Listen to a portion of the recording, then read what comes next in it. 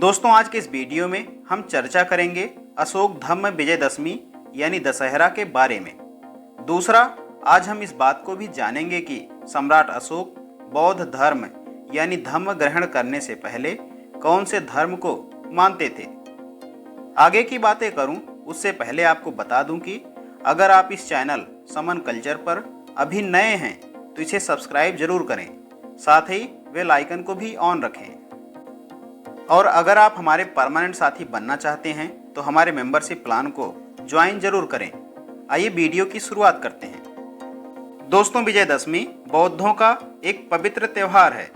विजयदशमी सम्राट अशोक के कलिंग युद्ध में विजयी होने के 10वें दिन तक मनाए जाने के कारण इसे अशोक धम्म विजयदशमी कहते हैं और इसी दिन सम्राट अशोक ने बौद्ध धर्म की दीक्षा ली थी। दोस्तों, कलिंग युद्ध से जो हृदय विदारक दृश्य सामने आया, उस वजह से सम्राट अपने अंदर बैठा मार की सेना यानी राग और द्वेष को त्यागने का निश्चय किया।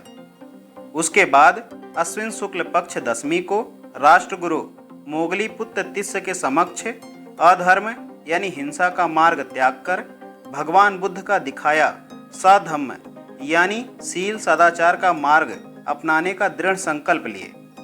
दोस्तों, यहाँ पर एक बात आपको क्लियर कर दूं कि अश्विन शुक्ल पक्ष, जिसको पाली में सित पक्ष के नाम से जानते हैं, और दूसरा पितृपक्ष, जिसको पाली में पितु पक्ष के नाम से जानते हैं। यहाँ पर दोनों पक्ष बौद्ध भिक्षुनी और बौद्ध भिक्षु के लिए किस प्रकार से उपयोगी होते हैं, इसके लिए आपको इस वीडियो को जरूर देखना चाहिए, जिसका लिंक आपको आई बटन में मिल जाएगा। दोस्तों, इस दृढ़ संकल्प के बाद सम्राट अशोक सधम्म यानी शील सदाचार का मार्ग अपनाकर जीवन जीना शुरू कर दिए और सपरिवार देश विदेश में लोगों को शील सदाचार का जीवन जीने के लिए प्रेरित करने लगे, जिस वजह से जो जम्बूद्वीप वासी या पड़ोसी राज की सेना सम्राट की शक्ति से कांपता था, वह अब सम्राट का धम्म प्रिय आचरण देखकर उन्हें धम्म प्रिय चक्रवर्ती सम्राट के रूप में जानने व प्यार करने लगा। दोस्तों, इस घटना के बाद प्रत्येक वर्ष जम्बूद्वीप वासियों ने सधम्म अपनाने का वह दिन यानी अश्विन शुक्ल पक्ष दशमी को यादगार स्वरूप उत्सव यानी धम्म विजय दिवस के रूप में मनाने लगा। लेकिन 10वीं सदी के बाद इस धम्म विजय दिवस के अश्विन दशमी को मूर्ति पूजा, पिंडी पूजा, गरबा डांडिया, बथुकम्मा, दशहरा के जैसा इस धर्म विजयादशमी को भी काल्पनिक गाथा के रूप में बानरी सेना की जीत से जोड़कर अनार्यों के दिमाग पर बैठा दिया गया, जबकि यह शुद्ध रूप से व्यक्ति के आचरण में धम्म धारण करने की एक विजयी परंपरा है।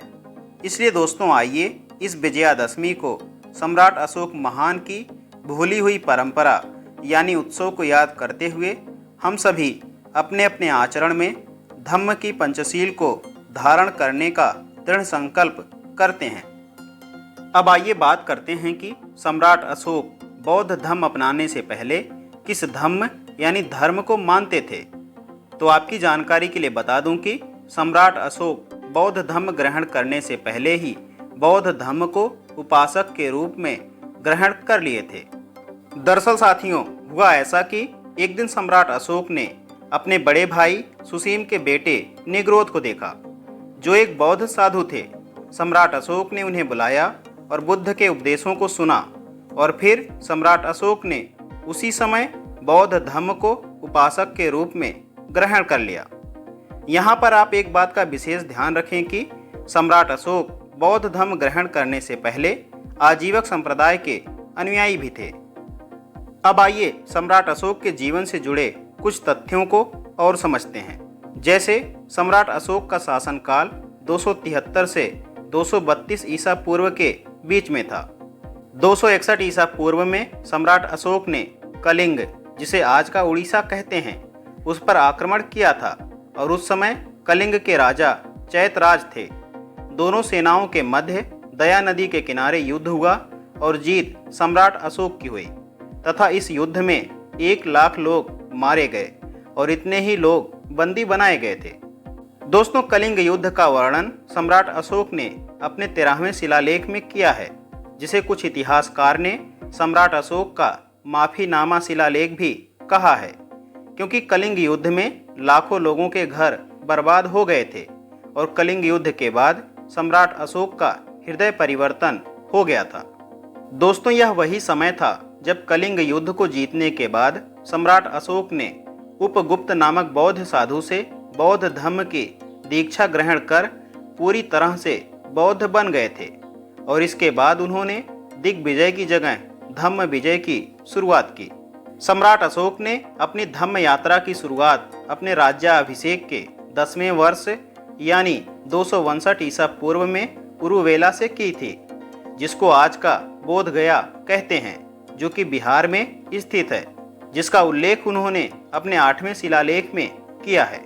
सम्राट अशोक ने दक्षिण के चोल, चेर, पांड्य, श्रीलंका, इराक, मिस्र और यूनान पर धम्म विजय हासिल की थी और सभी राजाओं ने सम्राट अशोक के धम्म को स्वीकार भी किया था, जिसका उल्लेख सम्राट अशोक ने अपने 13वें शिलालेख में किया है।